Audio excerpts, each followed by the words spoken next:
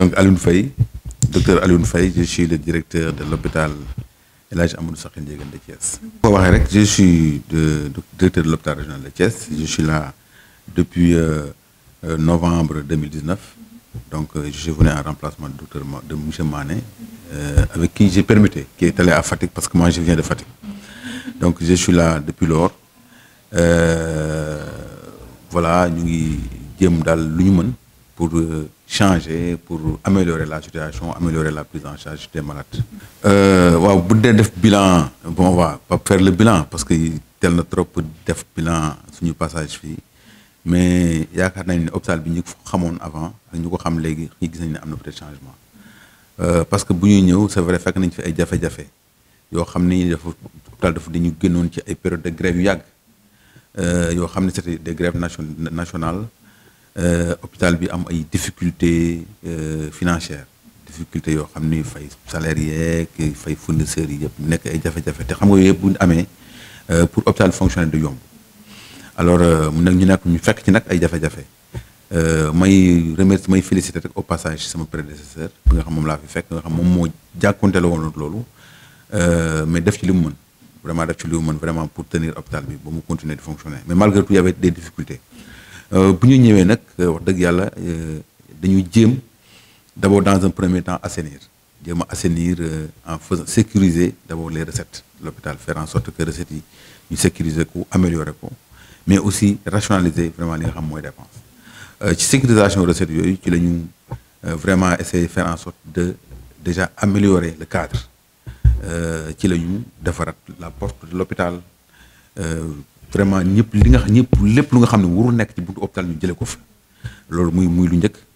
Ensuite dugg ci biir la système de facturation bi fi nekkoon bi aussi ñu améliorer ko, faire en sorte que les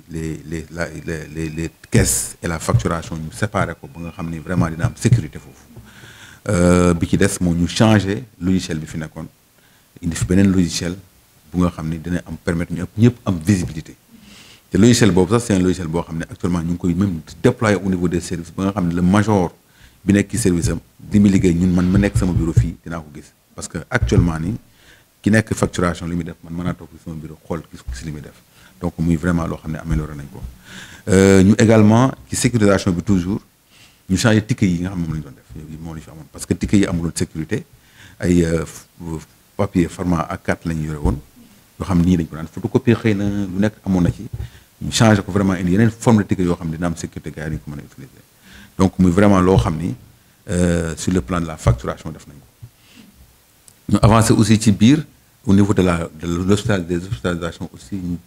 ñu vraiment impliquer tout le monde, impliquer les majors de service, impliquer le bureau des entrées, que tout le monde ñëpp vraiment accepter ànd ak ñun ci liggéey boobu ba nga xam ni vraiment bu ñu wax ni am nañu bonne santé financière en tout cas pour ce qui est des recettes. Mais recettes yi amélioré na de façon très substantielle noo xam ni actuellement on peut ñu mën nañu fay suñu ay salaires mën nañu fay fournisseurs yi vraiment sans beaucoup de difficultés. Maintenant sur le plan des dépenses yi aussi vraiment c'est des choses yoo xam ne il fallait ñu rationaliser ko ci la ñu dem ba vraiment rationaliser presque toutes les dépenses et récemment ñu cuisine bi ñu externaliser ko waaw génne ko hôpital bi jox ko un privé. waaw boo xam ni vraiment moom mooy toggal malade yi moom mooy toggal personnel bi fexe ba li malade daan def jël ten bool dem cuisine ñu tibbal loolu ñu arrêté ko malade bi tey fi mu tëdd lañ koy fekk jox ko lekkam jox ko añam jox ko reeram assuré ko vraiment ses repas loolu mooy aussi vraiment des pas qu'on a fait. Ticket yi gënul cher c'est-à-dire que je pense que man bi may ñëw dama fekk ñu def une révision des tarifs parce que hôpital Thiès man tarif yi ma gisoon ñu ko doon appliqué. mooy tarif bokk na ci tarif yu gën a faible Sénégal yu gën a faible muy consultation muy muy spécialité parce que Thiès il faut ñu xam ne aussi hôpital bi dafa yokk en termes d'offre de soins parce que boo xoolee tey hôpital bi niveau 2 la nekk mais niveau activité niveau 3 la parce que pratiquement toutes les spécialités ba pare avec l'université aujourd'hui on a des universitaires et des professeurs qui sont là ñi liggéey ci biir hôpital bi donc am nañ benn offre de soins niveau d'offre boo xam ne vraiment mënuñu permettre di appliquer yenn tarifs yi nga xam ni c'est des tarifs presque de centre de santé parce que boo demee ci yenn am na yenn tarifs yu ñu doon appliquer fii yoo xam ni boo demee hôpital Dizem moo gën a cher nga dem même hôpital Tivaouane wala centre de santé Tivaouane moo gën a cher te yooyu c'est des centres de santé donc hôpital mënuñu nekk à un niveau de référence niveau 3 ba pare di appliquer des tarifs de centre de santé loolu mënul nekk loolu muy benn ñaareel bi hôpital dafa am ay charges hôpital dafa am ay charges bu ñu fekkoon dañuy ñëw ñu ni consulter ni dañuy consulter ni gratuitement à la fin du mois mais du ñu fay l'hôpital a une autonomie de gestion état day jàpp rek loolu je pense que il faut population yi comprendre ko état bi du def lépp état bi day ñëw rek jàpp boo xoolee le budget bi ñuy fonctionner presque état bi du joxe du ci def le 5e donc ça veut dire que lépp ci recette lay jógee lépp ci recette lay jógee donc ci li ñuy gagné ci la ñuy fay salaire li ñuy gagné moom la ñuy jënd médicament li ñuy gagné moom la ñuy jënd joxe malade ñu lekk li ñuy gagné moom la ñuy fay gardiennage moom la ñuy fay nettoiement hôpital bi moom la ñuy fay jëlee ci en charge tout pratiquement le fonctionnement de l'hôpital donc loolu bu fekkee nit ñi dañu considérer que dafa cher ba duñ ko fay bu yàggee kenn du fa jooti parce que hôpital dootu ko mën a apprendre dootu ko mën a supporter te boobaa day tëj te musiba la hôpital bu tëj ci ab dëkk waaw. damay commencer rek ci accueil bi comme ni ngay waxee au niveau national bon c'est vrai que man xaw naa def ab diir ci hôpitaux yi xam naa depuis 97 maa ngi ci hôpitaux yi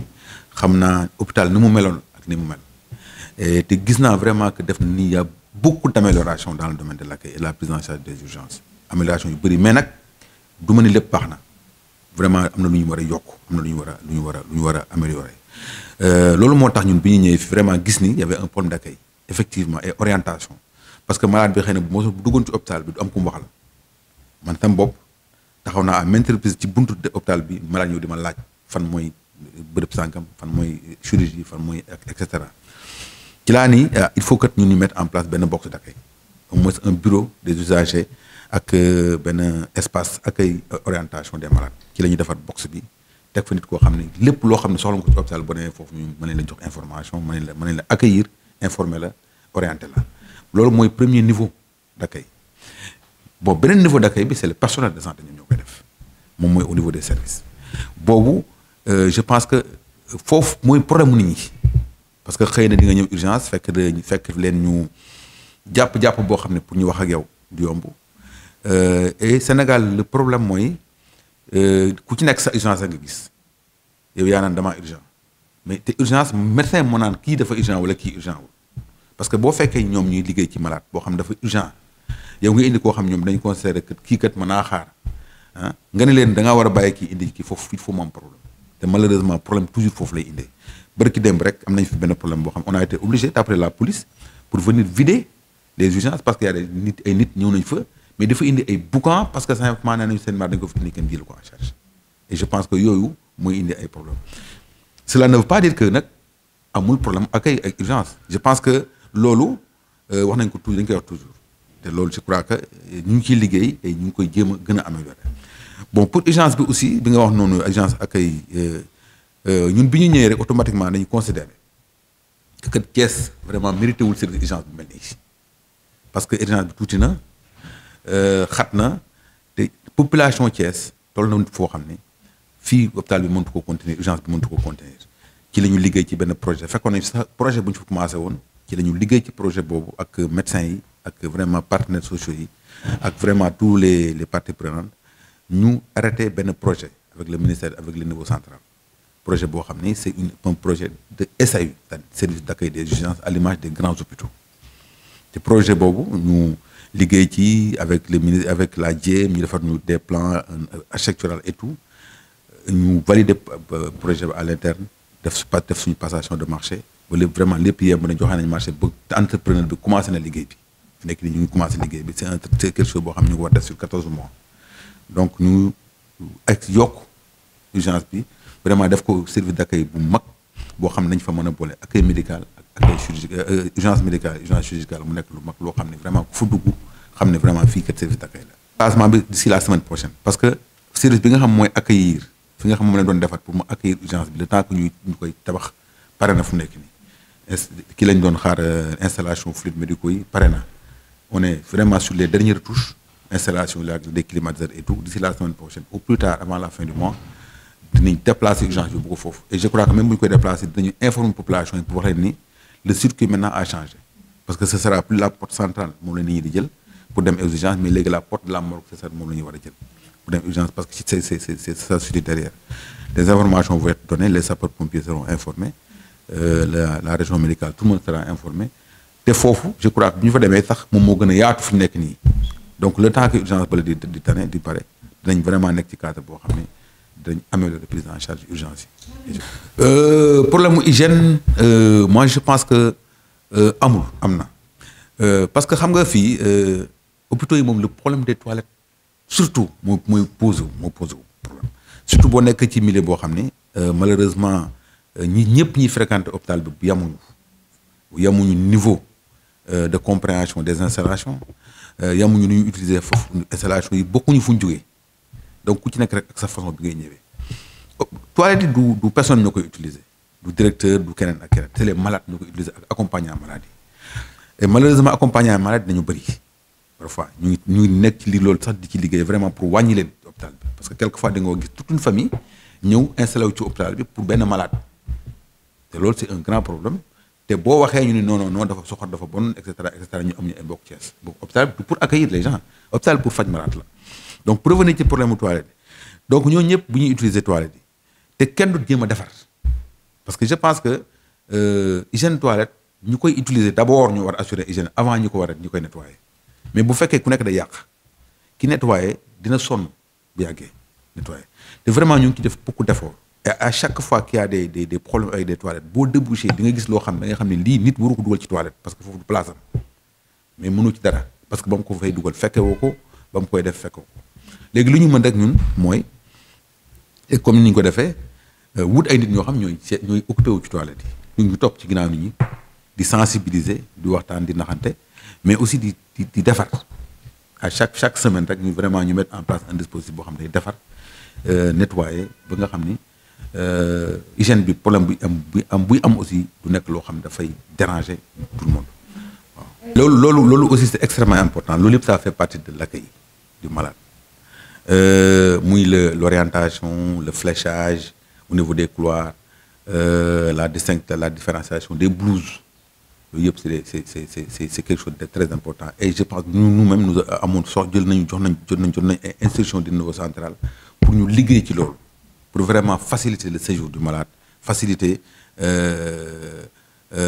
la différenciation mooy des catégories professionnelles ñu ngi ci di liggéey ñu ngi vraiment on a commandé même des blouses pour chaque catégorie professionnelle pour que les gens puissent distinguer tout le monde c'est pas facile nag mais bon on va y travailler parce que bon c'est d'abord des badges mais les gens ne veulent pas souvent porter des badges quelquefois dañu ko sa dëpp mais bon on comprend voilà quoi sénégalais moo bëggul peut-être moo xalaat ni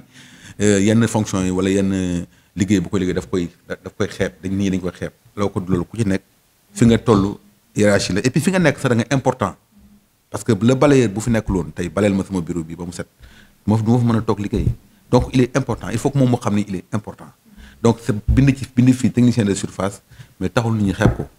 il faut que nit ñi dugal loolu seen bopp aide infirmier bi aussi il faut mu xam ni il n'est pas moins important que le médecin am na son importance dans ce qu'il fait autant le médecin a son importance dans ce qu'il fait mais malheureusement suñu société mu bindoo noo xam ni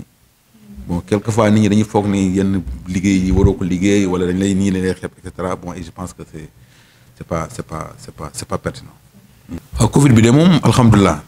waaw troisième vague bi moom fi nekk nii ñu ngi mën a ñëw alhamdulilah parce que am nañ fi benn centre de traitement c'est vrai qu'au début amoon nañu beaucoup de cas et c'était difficile on a eu beaucoup de cas de décès et cetera mais actuellement vraiment le centre est vide il y a personne machallah et vraiment on entend de moins en moins parler de cas de Covid donc on est ñu ci suñu activité normale dans l'hôpital et ñi di croiser les doigts di ñaan yàlla nag vraiment beneen vague bañ a ñëwaat waaw.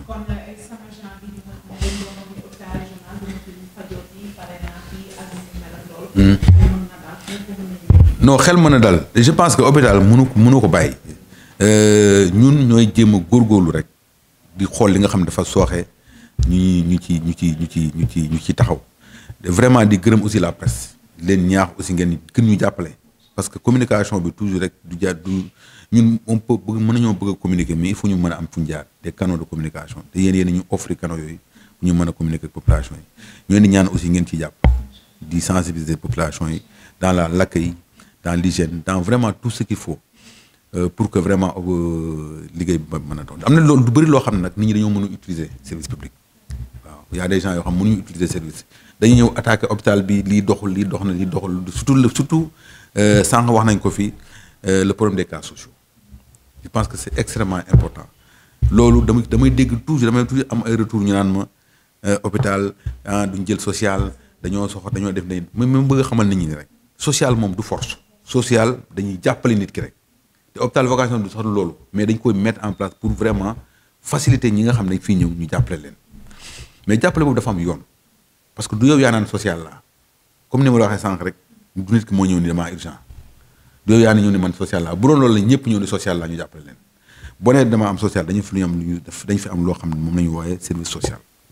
ay nit ñu xarañ ñoo xam ne loolu mooy seen liggéey dañ ko jàng mu nekk seen liggéey boo ñëwee ci ñoom nga neen cas social boo nga ñëw ci directeur ni ko man kat damaa am problème cas social da lay jël yabal la ci ñi nga xam ne ñooy liggéey loolu bu ñu demee ñoom am nañu ay technique yoo xam ne mën nañ ko utiliser pour xam ndax yow social nga wala doo social mën nañ def seen enquête mën nañ la interroger mën nañ téléphoner sa entourage mën nañ et cetera y a beaucoup de choses yoo xam ne mën nañ ko def am nañ technique en tout cas yoo xam ni dañ xam ne social nga wala doo social bu fekkee vraiment doo social boobu ñu wàññil la mais kat man li kat temps la mais mën nañ ci wàññi temps nga dem fay la ci des bu fekkee doo social ñu ne la demal nga fay bu fekkee social nga ñu wàññi la lépp jox directeur bi mu signé ñu def man mosuma fi en tout cas mosuma fi gis benn dossier social bu ñu fi indi sama kaw bureau te signé wu ma ko parce que ñëw dama la wóolu naa leen seen liggéey te xam naa ne enquête bu ñu def ba ne kii kat social la dama koy signé mu daal donc il faut que nit ñi comprendre loolu parce que hôpital bu ñëpp ne social lañu kenn du fay comme ni ma ko waxee sànq bu yàggee hôpital bi bu ñu ko tëjul tamit mais dina nekk ci ay problèmes yoo xam ni ñun ñëpp population bi dinañ ko yëg parce que bu fekkee da ngaa bëgg a soxla rajo amoo film soxla laboratoire amoo réactif wala nga soxla médecin boo xam fay ñu ko salaire am muy génn di grève fii di nga am problème boo xam ni wax dëgg yàlla pour ñu éviter ko il faut que nit ñi xam ni as tuut si ngay dugal ci hôpital bi du loo xam ne da ngay fay mais c'est un tarif forfaitaire da ngay juste participer ci fonctionnement hôpital loolu il faut nit ñi dugal ko seen bopp du comprendre ko. dernier mooy rek moom mooy di leen gërëm di leen gërëm d'abord parce que vous nous yéen ñi ñu permettre vraiment ñu mën a waxtaan ak population yi c'est extrêmement important yaa muy wax sànq sa yéen du ngeen communiquer mais man je pense que liggéey moom boo ci nekkee da ngay liggéey rek nit ñi dinañ gis occasion communication aussi dafay am comme nii ak yeneen occasion yi nga xam ne da nga koy am di communiquer ak population bi di wax li nga xam ne moom ngay def ak fi nga bëgg a dem ñun daal suñu mission fii moom mooy vraiment defar fexe ba nga xam ne hôpital bi dina mucc ayib ñun ñëpp ay Thiès waa lañ fii la ñu Thiès mu lépp la ñu jox donc vraiment bëgg nañu bala ñuy jógee fii kat ñu ne kat hôpital bi vraiment nekk na un hôpital boo xam ne amatul dara lu muy xool ci beneen hôpital beneen wala hôpital de génération dans le domaine de l'accueil orientation la prise en charge des urgences mais tout vraiment tout. Et vraiment, il y a 12 grands projets qui viennent. Peut-être on va attendre le moment venu pour en parler. Mais je crois que, en tout cas, je quelques années, 1 an, 2 ans, ça va changer. Je vous donne pour rendez-vous pour le département des urgences. Avant la fin du mois, les urgences vont être déplacées. Et on vous informera, on invitera la presse pour communiquer sur ça.